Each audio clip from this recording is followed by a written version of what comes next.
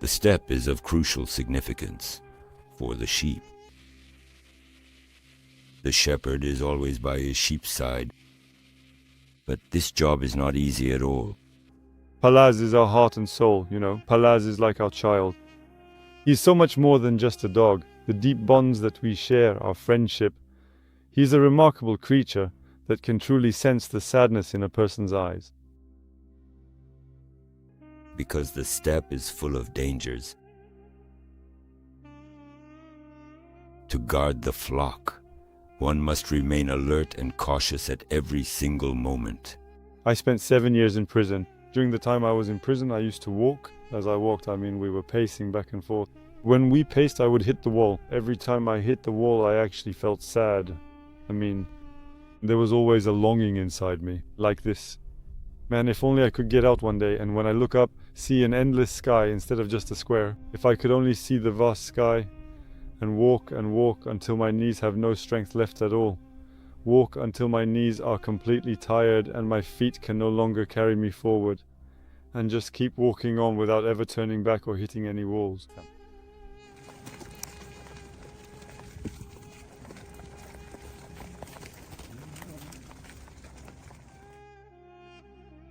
Anatolia's last nomadic shepherds, purple sheep.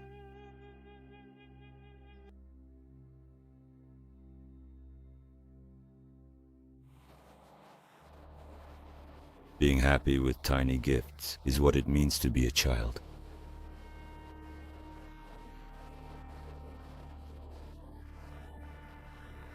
Being free is not about being rich. Being free is being able to be happy with the life you have.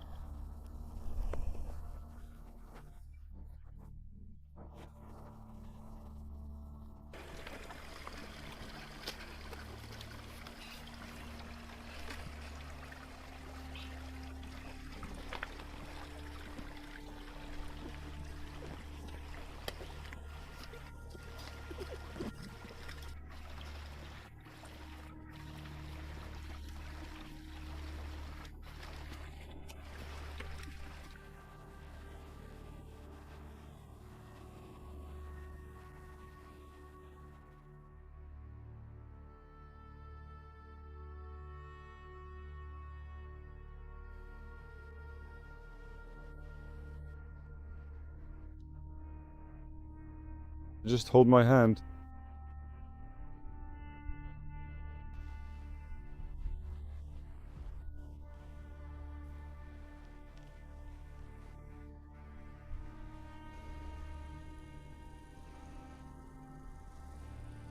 With the arrival of the summer months, the sheep are being prepared for shearing.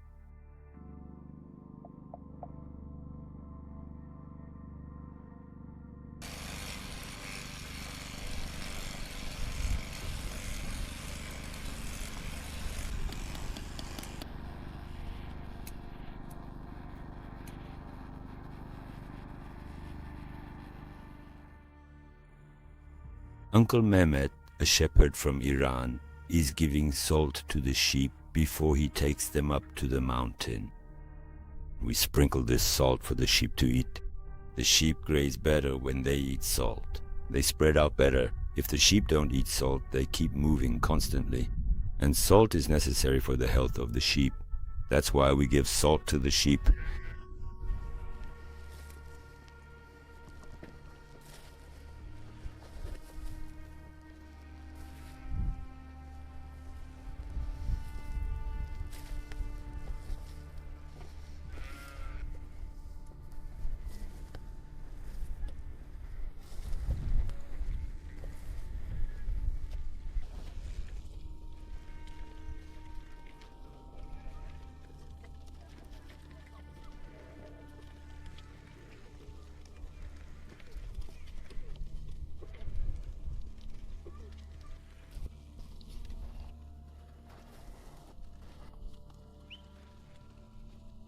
The sheep, having eaten the salt on the rocks, are moving toward the mountain where they'll spend the night. Whoa, that is absolutely amazing. Whoa, that is absolutely incredible. The dominance of power is the only reality of natural life. Nietzsche brought a perspective to these conditions that we actually endure. He summarizes it with these words: "He who has a why to live for can bear almost any how. Sometimes, looking from the outside, it can seem very difficult, very tough. But we have reasons to live, and we have to struggle for it. The meaning of our lives is actually our responsibilities. Even this life is under our responsibility, and we are under its responsibility. Sometimes it happens that he risks his life for us, and sometimes it happens that we risk our lives for him, and we pay the price. Let's go."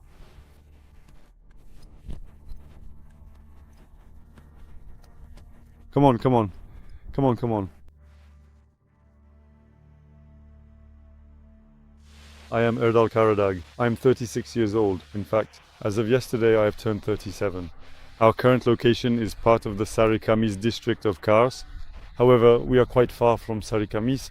Agri is right behind that mountain we see there. We are very close to the borders of Agri. What time is it right now? Let's see the time. It's 5:30. We leave the camp starting from 5:30. Actually, for us, the day starts in the evening and ends at noon because we do night grazing. Right now, we've taken the sheep and are going toward the mountain. We'll graze the sheep on the mountain and pasture them in the evening.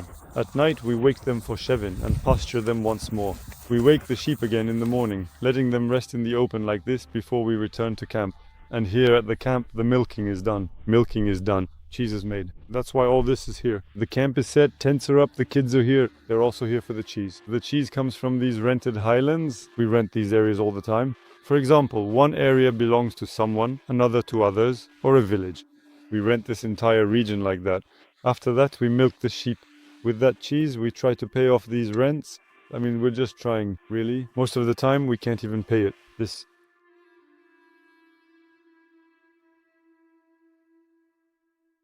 Female dogs are usually more alert in the herd.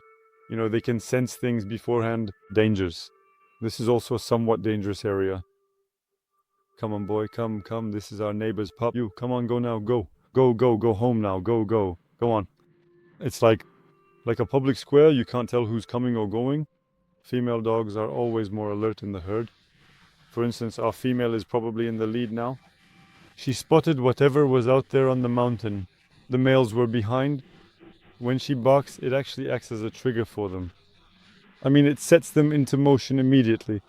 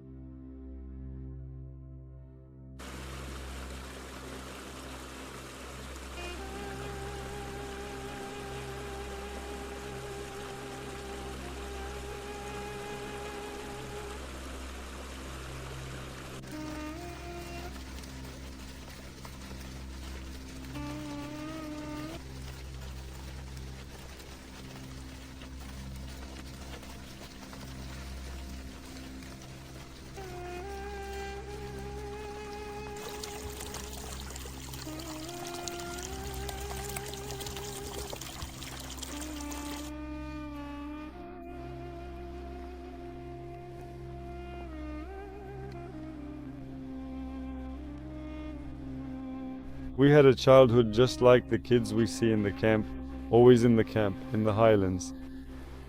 Then when we first entered adolescence, we ran away from here. Because, you know, one gets curious about other worlds, like Istanbul, Ankara, or Izmir. One thinks everything is glamorous like on television. In fact, reality is actually boring. Reality is boring, colorless and tasteless. The nature here, for example, might look very different on screens. But when you're here, you fall into a kind of void. Actually, life itself is already boring. One grasps this over time, understands it, and gets used to living with that boredom. From that boredom, one tries to take small tastes, small pleasures, over time. Our childhood was just like those kids. We'd ride donkeys and go far away. Then we'd be very curious about the shepherds. I wondered what they did at night in the mountains. How did they graze the sheep? They used to tell us stories. A wolf had come, there'd be a wounded sheep. All of us kids would go and gather around that sheep. These were very big events for us. The shepherd dogs, each of us would pick a dog, just like we have now. Besho, Hirsho, Palash, Sasilmaz, and Bozga. One would say mine is better, the other would say mine is better. That's how our childhood went. Then during adolescence and early youth, we worked a bit on construction sites here and there. After that, something happened. I had a period in prison. During that time in prison, for example, a person can begin to understand life a bit more just by reading, you know. For instance, when you live life like this, always living, always rushing, you realize you're missing most things. I mean, you continue with just one perspective, but when you read, you turn inward this time. You find something of yourself. As you read, well, maybe let's not call it the truth, but you might be getting closer to finding your own reality. I noticed that as I read more. Different thoughts, different ideas, different perspectives. And something really affected me. The book Crime and Punishment by Dostoevsky. I read it many times. It has a final scene like this. Raskolnikov is in prison now. He's serving his sentence. And there he's sitting on some logs. It's like an open prison there. They make them work there. He sits like that on pine trees, on pine logs. A river flows in front of him like this. And in the distance there are the same things. The nomads there, their tents. Actually, Raskolnikov realizes there that the serenity, peace, and freedom of life, that true freedom is this life, this nature. That sentence, that subject, that composition, that sentence really affected me. Actually, people always see their own lives as something like this, you know. They portray shepherding as such a something, how should I put it? Like it's a job only ignorant people can do, a job done only by people who can't do anything else. It seems in society, or rather in a certain segment of society, among people who are strangers to this. In that sentence, I realized something. I mean, actually, this life we live, this life I lived before, was actually a very beautiful life, a free life. Completely away from many problems, many troubles, many depressions and anxieties. We were actually living a beautiful life. I realized it there. For example, there's no such thing in nature, you realize it there. There's no depression in nature, no giving up, no gloom in nature. Until the very last drop of its blood, no matter how hot the sun is for a flower, no matter how it is, it tries to take every last drop, every bit of moisture from that soil and tries to complete its cycle. So the whole purpose in nature is to complete the cycle. Just like us humans, we also do this unconsciously sometimes, actually. You know, we have children, we get married, we have children. Actually, we're completing a cycle there. Into this nature where I always feel freer, more comfortable, where I can be myself, friends. Let's take a walk like this together today, with you. Let's see what adventures await us tonight, what's in store, what will nature offer us, what will it show us? We'll all see together tonight. Just as Erdal once mentioned, life consists of a cycle and the cycle consists of a struggle. Dogs, sheep and shepherds, who are integral parts of this eternal cycle, surrender to the flow of nature in their constant struggle for existence. Managing this herd can seem very simple from the outside, but actually it requires serious experience and knowledge. It should always be learned through a master-apprentice relationship. Otherwise, let me give an example. A friend and I herded sheep together. The kid was new to shepherding. I'm leading him from the front. Turn the sheep. He says they're not turning. I say turn them. He says they're not turning.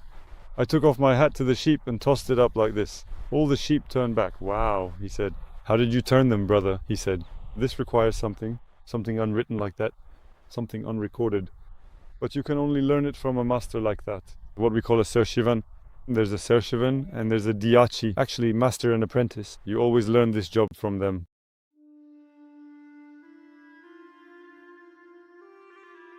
The responsibility of 3,000 sheep rests on Erdal. He knows the seriousness of the task. Nature doesn't forgive mistakes. Now is the time to apply all the experience he learned from his masters.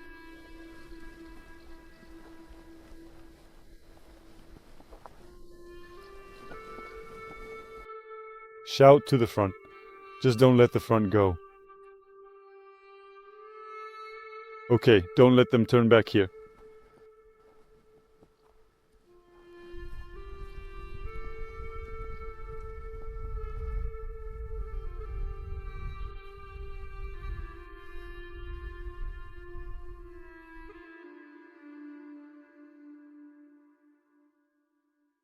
All members of the herd are aware of their responsibilities.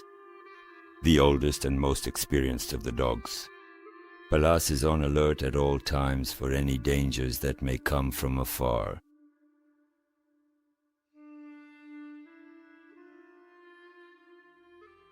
Palas is currently the oldest dog in our flock, after Besho. Besho is at home. He's still serving the flock. He is 10 years old now, born in 2014. If he were a young dog, he would have fallen for the tricks we just did, but Palas doesn't fall for it. He's an old wolf, isn't he, Palas? Palas is our heart and soul. Palas is like our own child. He's not just a dog, you know. The bonds we've built, our friendship, he's a creature who can even sense the sadness in a person's eyes. He's not just a dog that protects the flock, I mean. He's also a soul we share a friendship with. Sometimes when we're alone in the mountains like this, we share our troubles silently. Not out loud, but silently. We can understand each other. Right, Palas? Right, my boy? Palas, let's go. The sheep have moved on. Come on. Come on. Come on. Come on, come on. Palas, hey, Palas. Shh, shh. Come on, go, Palas. Hey, hey, Palas, hey.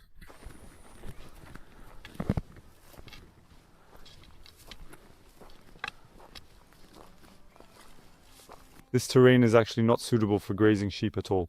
It leaves a person breathless like this. In fact, if you get separated from the flock, you're done for. You can't keep up with the flock. Normally, the land where sheep graze should be somewhat flat. This year, we rented a place where we're a bit inexperienced, you see. Well, there's some good in every bad situation, right? The good thing about here is that the land is large and vast, and also always like this. It offers us a chance to experience natural beauty without thinking about financial gain. Nothing in this world is ever truly perfect. The beauty found within the flaws of this place is the very essence of nature itself. If it weren't for these flaws, land unsuitable for grazing sheep would offer a profound blessing to the vast wilderness. Look how the trees have turned green. Then there are the bears here, lynx, wolves, mountain goats, all kinds of birds. Butterflies, eagles, and flowers. You know, there's beauty in every flaw. And within this flaw, these beauties exist. The sun is setting slowly. We should head up towards the peak now. Towards the sheep's bedding area. Both the pasture where we'll feed our sheep and the place where we'll settle them for the night, we're heading there.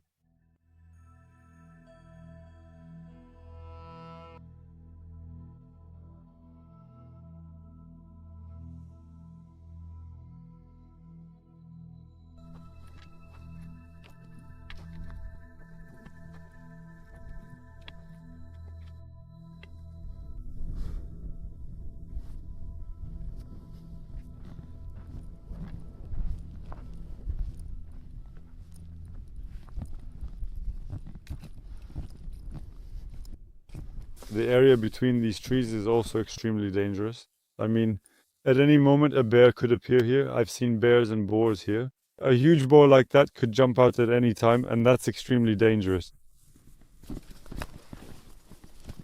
Because the moment you come face to face, the only thing it will do is attack. I mean, it won't choose to run away anymore.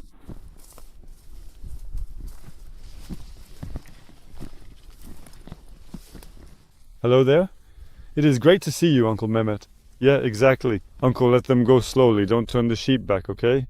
Let them go for 2 or 3 hours while it is still light out so they can pass through that narrow pass. All right, God bless you.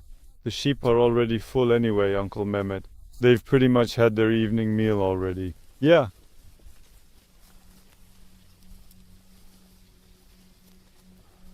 From the moment we leave the camp, we act with a plan at every step.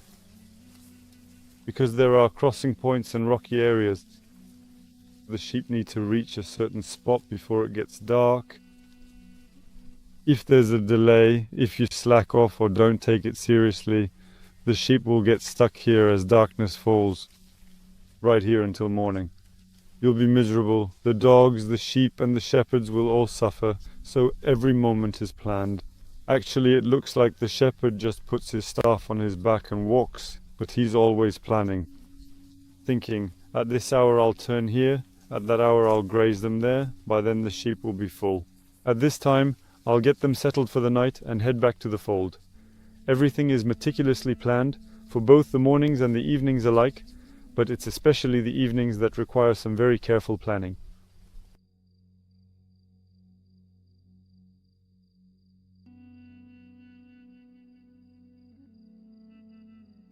Wolves are the true masters of the Anatolian steppe. They are seeking their livelihood in these mountains, just as we are. We actually carefully adjust most of our night grazing routines specifically because of them, trying to reduce any harm or damage to the flock and get through the night without any losses. As evening turns to night and darkness falls, our primary concern is the wolves, the undisputed rulers of these rugged mountains.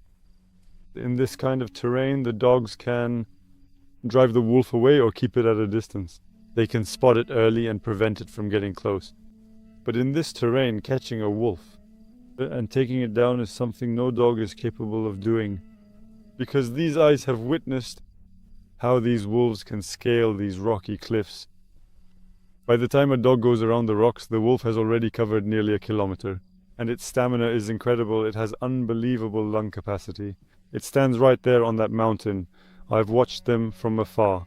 From the opposite mountain, it sees that there's prey, like a sheep or a whole flock. The back of the herd is unattended. It only takes it a few minutes to cross from here to the opposite mountain. It's like a shadow. What kind of shadow? Like the shadow of a flying eagle? How it glides over the mountains and the rocks. It glides away like that, you know? It's a completely different creature.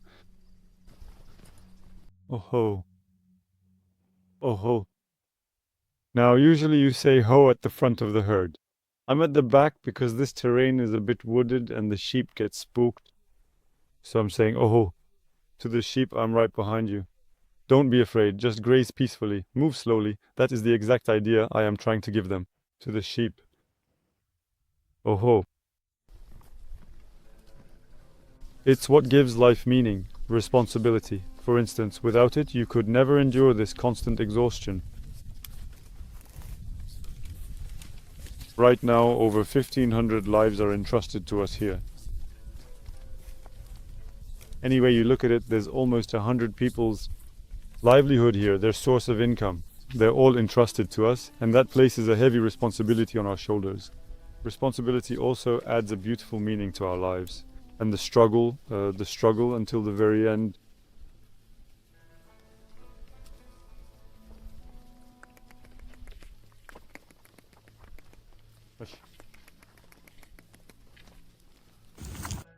The sheep are crowding each other over there. Let me get over there. That's the incredibly narrow mountain pass we were discussing earlier. Thank God. If we were even 15 minutes later, this place would have been a massive obstacle for us to overcome. Actually, we should have passed through there 10 minutes earlier.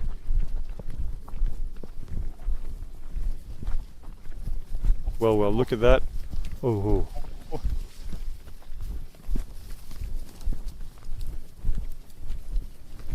Hush. Hush, Turk! Hush, hush, hush! It's gonna crush the sheep.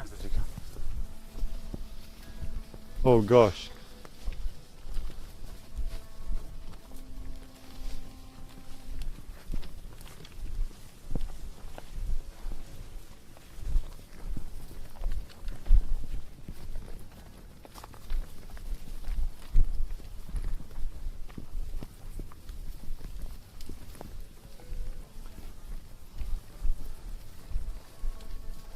Hush, hush. And just like that, it is all finished. Slow, go a bit slower. Go a bit slower. Go a bit slower. Listen.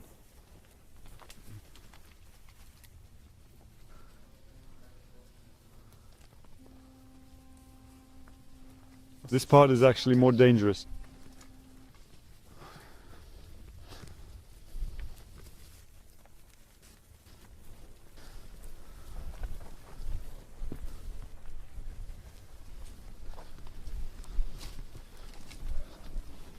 Places like this require much more seriousness. I mean, God forbid anything like that happens. We've had a very painful experience in a place like this before.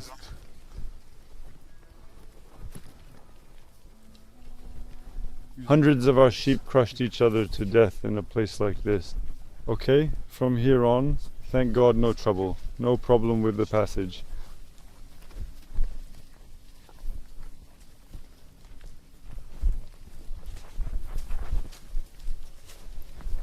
Slowly, slowly.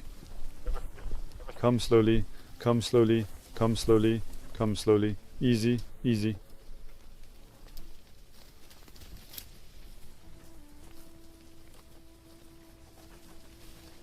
Come very slowly, move quite slowly, come slowly, easy, easy, easy.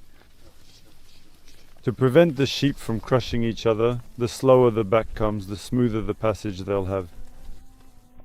Actually, it's great that they scattered like this, some going from above, some going from below. It prevents the herd from crushing each other in such a narrow place. Descending like this is very dangerous, like this, God forbid. If the front gets blocked, the back doesn't listen to the front. The back comes and tries to jump over the sheep in front, stepping on them to pass. That's when, God forbid, it's a disaster. That's why, the time is so important. If darkness falls, those sheep won't split in two. They won't go over the tops in threes or fours. They all try to pass through a single point. Every moment is like this. It requires full attention. Oh. Oh.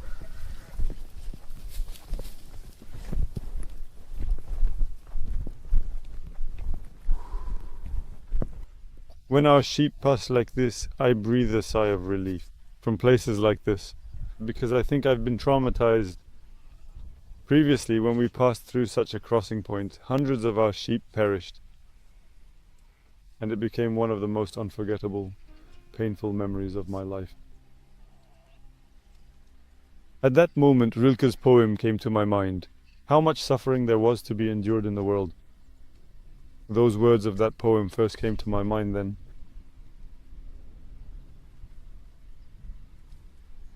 One gets used to it over time, I guess. The pain turns into sadness later. One gets used to living with the sadness.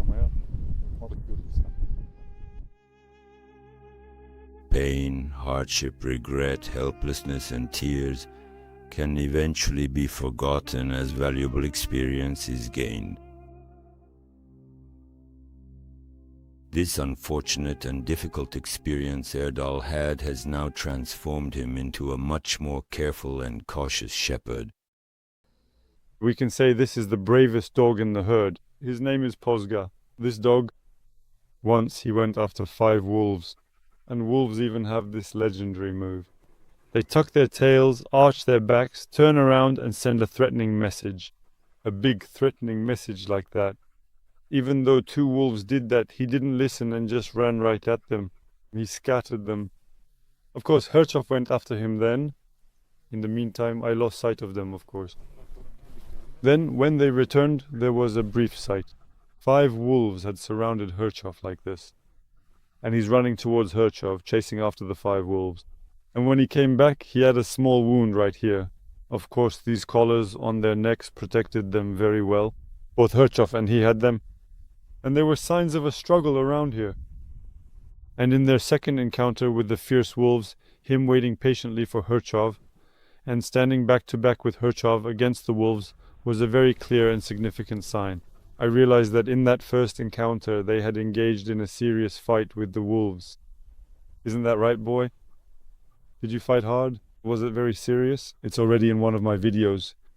He keeps chasing after this wolf. He chases a wolf for miles like this. He goes, and then he falls down like this.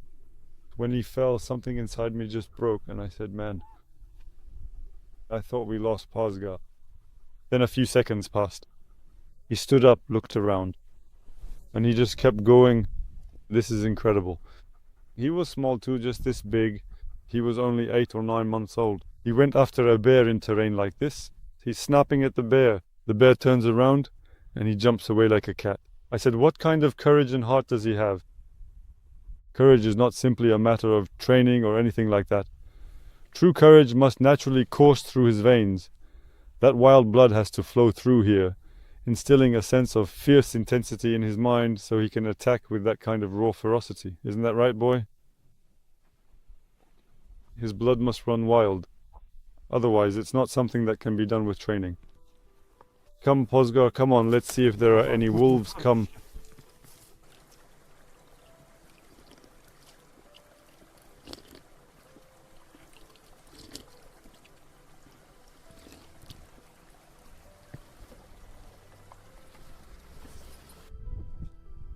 We are slowly heading towards the sheep's bedding area. Darkness has fallen over the landscape, and when it does, someone always keeps a close watch on the lower flank. This is because in this terrain, wolves usually grab the sheep from the bottom. They pull them down to the stream or behind a rock, kill them almost instantly, and then eat as much as they can. That's why I'm always watching the lower part like this. Our veteran Uncle Mehmet is ahead. He manages things. I'm the shepherd. I don't interfere. He tells me, Erdogan, turn them this way, turn them this way. One person should listen to another. In this shepherding business, I mean mostly by consulting, but generally one person should listen to another. I mean, out of respect for their age and experience, you should listen to them so that the flock can reach autumn safely, or get through the night, get through the day. After the sun sets, the wind here usually starts to blow cold. Like, if your face, your neck, any part is exposed, your hand instinctively goes to cover them up. Night falls, darkness sets in. A sense of fear also settles in one's heart, you know? These rocks, they all turn into living entities. Actually, like this. The rocks, the trees, it's as if to a person they're a bit like... It feels like the person is a pimple on this mountain and it's a body trying to cast them off. Uncle Mehmet, please turn them back around. All right, I've turned them back. Now we just have to hope the sheep don't decide to head up that way. Ho!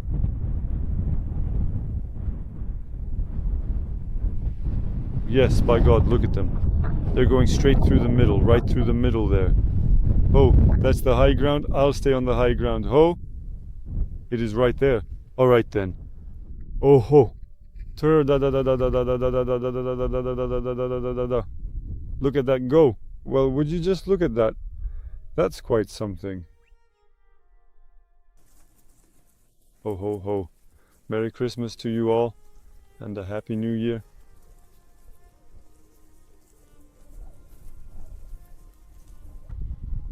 The wolf has come to our flock in this bedding area a few times.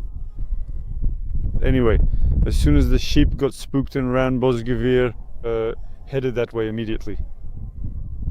The others followed one after another, of course, but with the sheep spooking, Bozgevir bolted over there like a bullet in an instant. We are going to stay over here tonight. Let's unload the donkeys, together with Uncle Mehmet.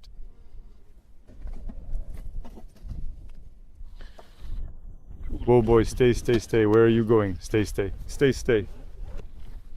These are such poor, humble animals. They carry our load, and when we're tired, we ride on their backs. That's really how it is. They used to do that thing, you know. They usually did it to their teachers and so on. I used to laugh at that. It was crazy. At work, the boss, my boss says, he heaps praise on me, saying he's so humble, so wonderful, so good. He says he carries our load, bears all our troubles and woes, and when we're tired, we ride on his back. Good boy. He's so handsome. Uncle, give me that. Let me tie him up. Give me the rope.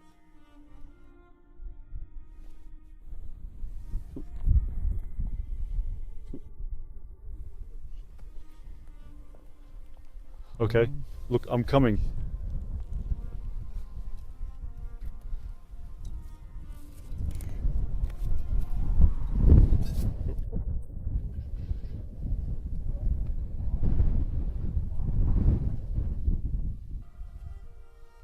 They take their positions here based on the wolf's presence around the flock, depending on where it's coming from. Usually our palas, wherever we tie this donkey, they have a very strong friendship between them. He sleeps right there with him. And Sarsılmaz is usually in areas where there's danger. Bozgar usually sleeps on the ridges like this. I mean, in places where he can see the sheep clearly. He's lying down over there, for example. The flock will soon descend right down to here. And Hurchin, well, he's watching for danger. Wherever the danger comes from, he goes way out, a bit far from the sheep, and lies down right in the direction the danger is coming from. They surround the sheep on all four sides. Each and every one of them lies down in a different spot. And they stay on high alert, you know. The moment the sheep get spooked, they're right there instantly. The other day, for instance, a wolf came from here towards the flock. When the sheep got spooked, I saw Bozgar and Sarsılmaz chasing after it, tumbling down that way in an instant. Who taught the dogs how to distribute their duties among themselves? This is actually a genetic legacy from their ancestors, thousands of years old.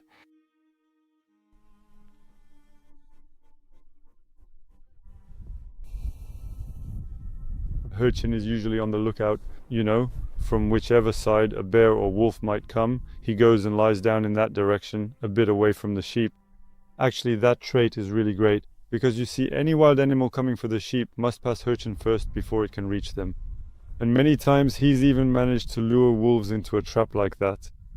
He and his son, along with our other dogs, actually got into a fight with a wolf last year. The wolf ended up dead. I think he used the same tactic again. He lies down far away from the sheep like this. The wolf approaches the flock. It tries to get past him. As it passes, he ends up behind the wolf. So he basically leads it into a complete trap. Let's see where he went.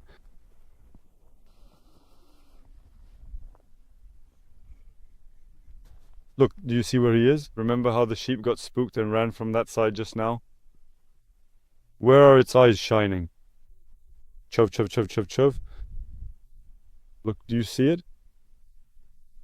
So if the wolf tries to come from there, Hurchin will have it surrounded from behind. Chov, chov, chov, chov, chov.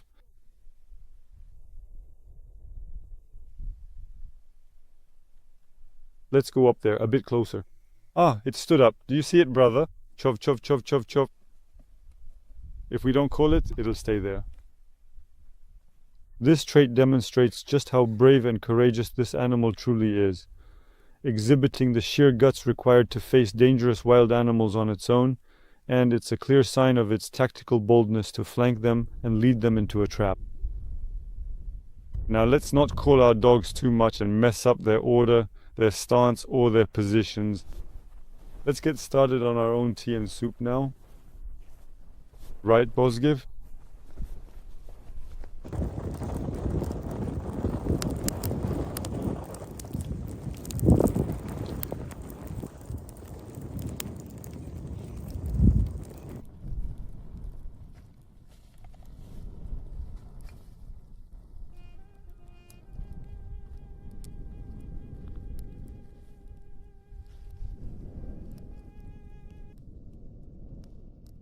Grazing the sheep by day, taking them home at night, and so on.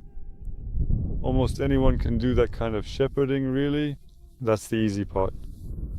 The shepherding we do requires serious experience, a lot of effort, and constant attention. Sometimes you give up your sleep, your food, and your tea. We are nomadic shepherds. For instance, we're out for about 7.5 to 8 months a year. That is, if in the autumn the snow falls late. And if it thaws early in the spring, it sometimes even stretches to 8.5 months. We're constantly out here in the mountains and the wilderness. In summer, for 2 or 3 months, families arrive, tents are pitched, and the sheep are milked. After that, they pack up and leave again. We're left here in the mountains, alone with the wolves, the bears, and the dogs. There's God above, and down here it's just us and the wild. And the shepherding we do, I think we're the last generation doing this. We don't know what the world or our country will face in the next generation, but I don't think people will be able to endure these conditions much longer. I suppose we're the last generation still doing this work. Because I know from my own family and my brothers, even though the family is nomadic, they don't choose this life anymore. In a little while, we want to have our tea quickly. We've lit our fire, but there's a cloud back there that I can make out even in the dark. The weight has settled like this. Rain and storm are coming. I can feel it. We cannot direct nature. Here we just try to adapt to nature. Even if nature sometimes rolls over us, just like a steamroller, we still gladly welcome it.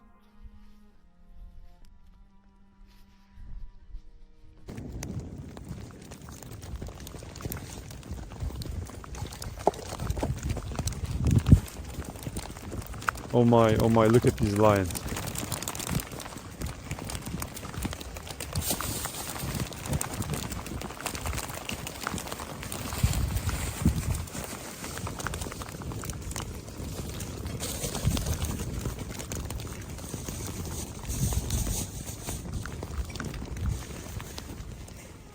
The day has begun again. It is time to feed the dogs now, and of course the sheep over there too.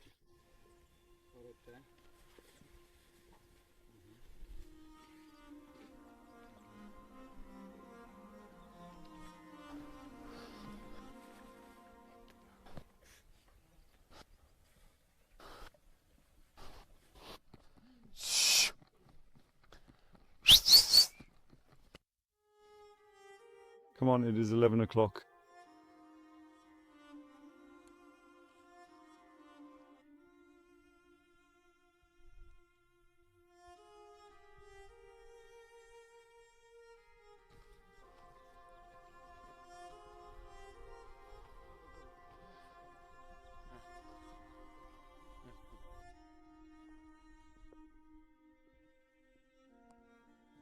Uncle Mehmet, let's not repeat that second fatigue.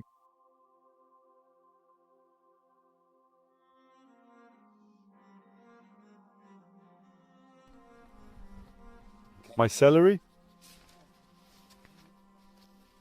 Across this incredibly vast and endless steppe, the most loyal and devoted companions are the shepherds, dogs.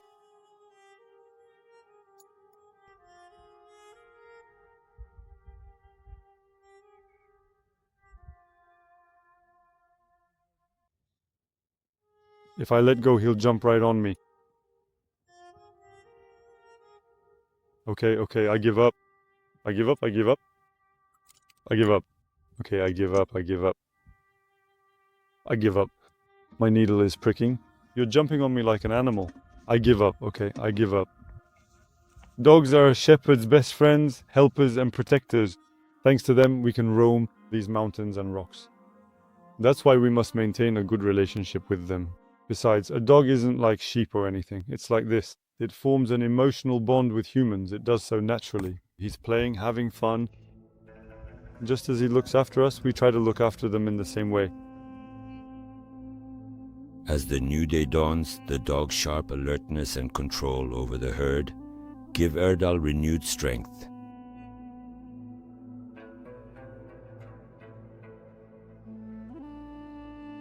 Having caught the scent of the wolf, the dogs are aware of the danger.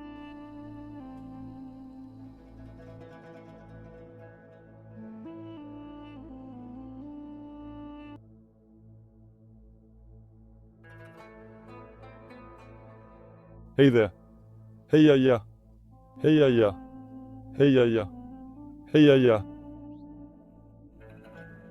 Hey ya ya. Hey ya ya. Hey ya ya. Hey ya ya.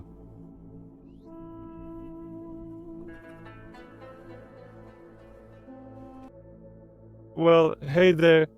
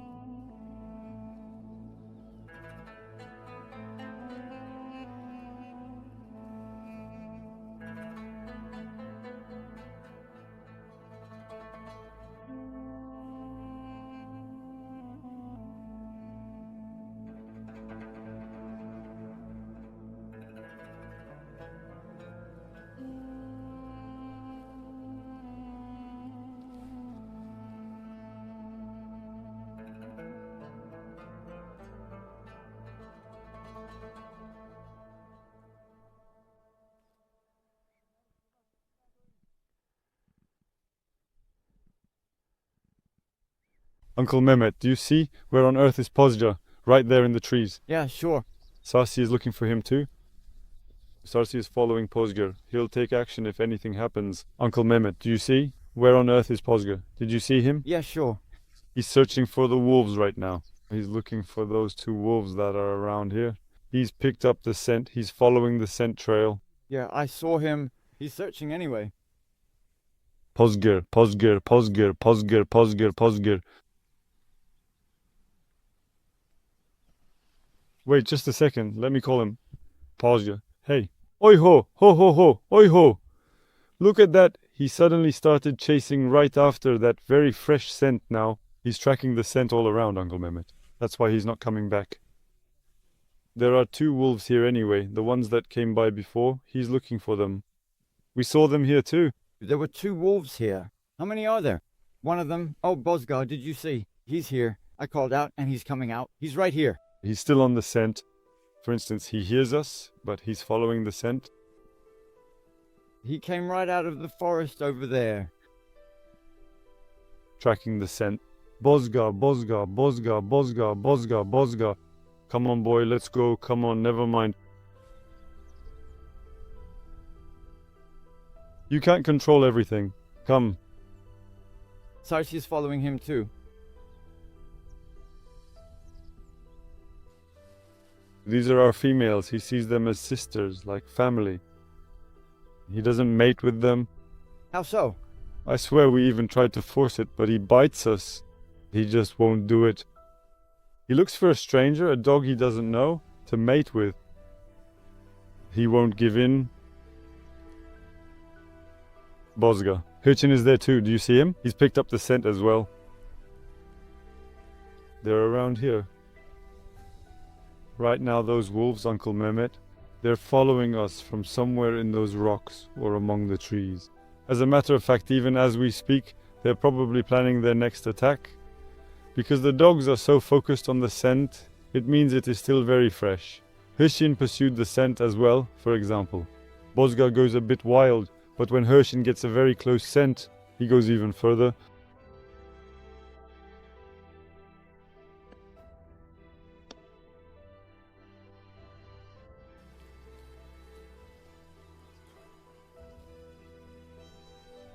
The female is also following them from across. Actually, the female is a bit tired tonight, so she's following from a distance. If anything serious happens, she'll jump into action. Right now, the males are tracking the scent.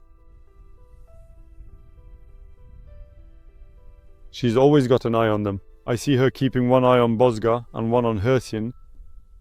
Let's see what happens. If they appear, she'll attack immediately. Pallas is completely focused, like this. Since he's older, he's all about protecting the flock. At night, if the dogs leave, he returns to the flock right away. The elderly sheepdog Pallas stayed behind with the flock. The young sheepdogs worked to ward off the danger.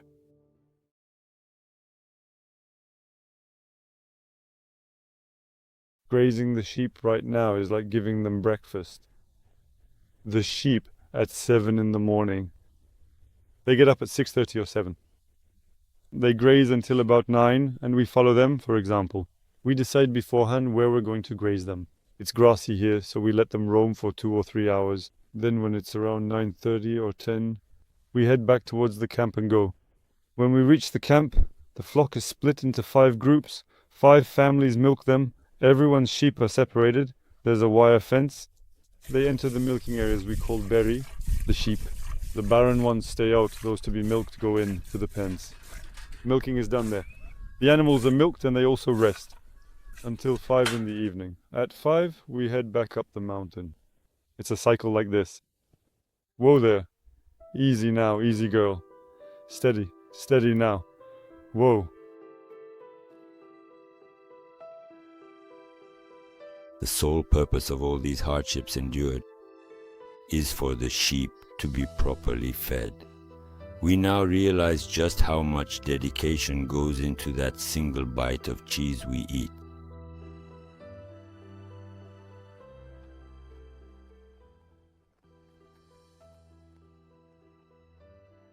Astragalus is a very important herb for shepherds. Sometimes when we're very cold, The weather usually gets chilly quite early. In the mountains, summer arrives late in the spring. To warm up, you just light it with a lighter like this. You warm up instantly, but of course it houses many living creatures. So I'm not really in favor of burning it. It's also a plant that prevents erosion very well. For example, this part where it's located, this area, at least twice or thrice its size is underground holding the soil. It kind of wraps around the soil, preventing it from sliding or eroding. It stops it. Walking through Astragalus is so dense in some places that, just as Yashar Kemal described it, it looks like a lush green slope from afar, but inside it's like falling into a barrel of thorns. Thorns prick you from every side. Even if your shoes are leather, they pierce right through them. Especially as it gets more sunlight and the surrounding air warms up, the thorns become even sharper and considerably harder.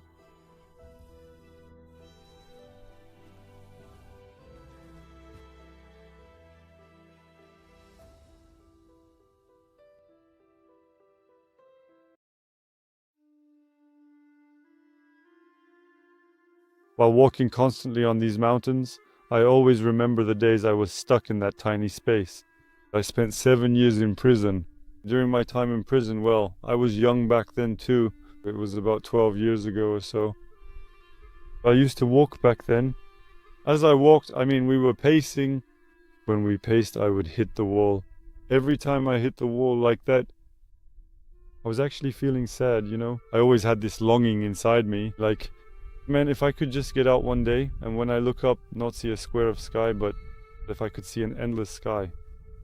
If I could just walk and walk like this. If I could walk until my knees have no strength left. If my knees get tired, I wish I could walk until my feet can no longer carry me. And if I could just keep walking without ever looking back or hitting any walls. This was always inside of me.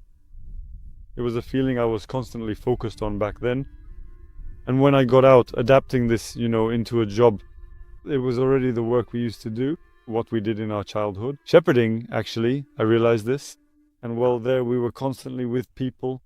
20 or 30 of us were staying together. And I can say it's a bit about people's disloyalty. Getting hurt by every person you get close to. This eventually pushes a person to run away from people a bit, to escape from them. It pushed me to this too. It felt very good for me, like this. When you first go out like this, for example, you get swept up. It's like a kind of chaos. Grazing sheep, shepherding, the mountains, the rocks. It's like chaos. You just get carried away by it. There's no getting bored here. No feeling trapped or overwhelmed. What happens is just your body gets very tired. You get exhausted, you go and rest for a day. The next day you miss it again and come running back. When one witnesses the constant grueling struggles of wild animals in nature, one feels deeply ashamed to even use the word bored. Because for them, every single moment is a desperate struggle. They live every waking second on that incredibly thin line between life and death. And it is on that line that they build their lives, sustain themselves, keep up their daily routines, train their young, and carefully raise their offspring. This observation teaches a person that we actually belong to this vast, intricate nature too. Within this nature, a person finds themselves. They can escape from all those troubles and depressions. And of course, hope is still in people. We can't just cast humanity aside. Saying, I'm tired of people, so I fled to the mountains. That's not a solution either. Hope is still in people, in friends and companions. Uncle Mehmet, for instance, is my companion on the mountain. He's from Iran and I'm from Turkey. We perform this work together here. I truly believe that if something were to happen to me here, like if I broke my leg, he's the kind of person who'd take care of the sheep and carry me on his back to the hospital or to a spot where a car could finally reach us. And I would do the exact same for him, of course, if needed. It still doesn't work without people. I share with him, we talk together. We have other friends too, of course. We share and talk with them as well. We both work together and carry out our duties. There's a saying by Yashar Kemal. He says, a person who sees filth in everyone they look at is a bastard of humanity. They are not truly human. After reading that, I actually read that sentence over and over again. I read it again and again. As I read, I tried to digest it. I realized then what he was trying to convey, because there are also very good people in this life. Not everyone is that bad or self-serving. There are very good people in this world too.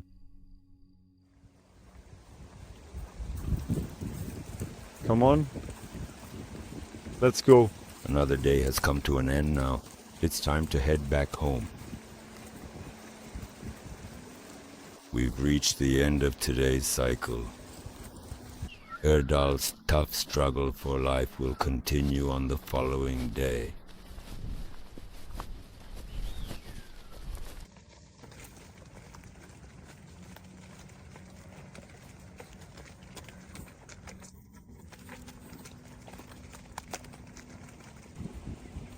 Come on. Let's go.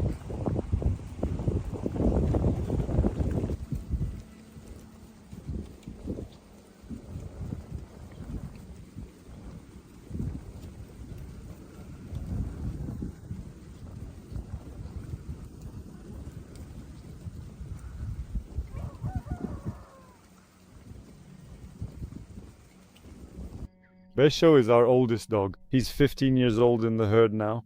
Normally a dog doesn't easily reach this age, out here in these mountains and rocks.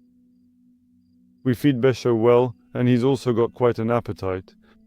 As long as there's food, even at his age with no teeth in his mouth, he's still one to tear off and eat meat himself. We already love him very much. I mean, as a whole family, we love him dearly. He has character, and he's such a protective dog. If he senses a person is in danger, he'll never leave them.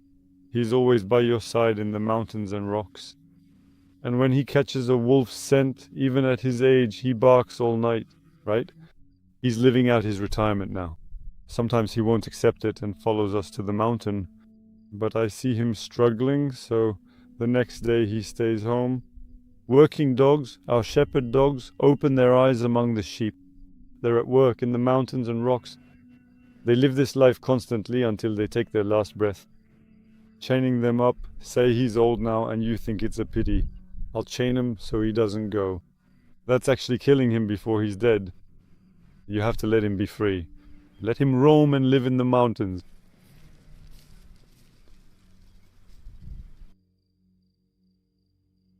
Under normal circumstances, all the flavor and the joy of life actually comes from this sense of exhaustion. Being in this life, in this chaos, and this struggle, one might not fully realize it while still being inside. But when a person steps outside of it for a bit, they understand better. Actually, these moments, these minutes, this struggle is very precious and valuable. And no matter what happens, we must never give up the struggle. Because there are lives depending on us, our loved ones, our children. We have our future, we have our hope. For all of these, we will keep fighting until the very end. May God be with you.